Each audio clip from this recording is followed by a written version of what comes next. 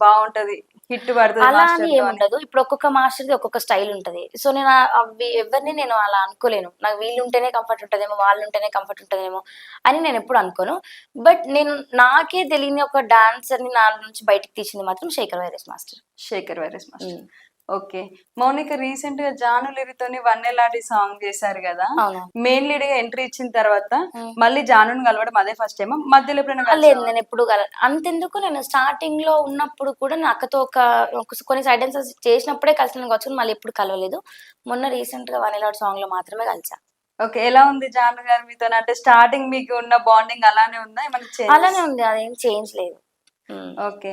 జాను లిరి డీకెళ్లారు కదా, మీరు ఎలా ఫీల్ అవుతున్నారు? అంటే మీరు తనకి సైడ్ డాన్సర్ గా ఉన్నారు కదా, మీ మెయిన్ హీరోయిన్ డి వరకు వెళ్ళడం నీకు ఎలా ఉంది?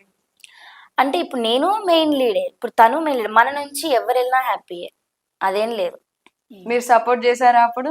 చేస్తా నేనెందుకు చేయను?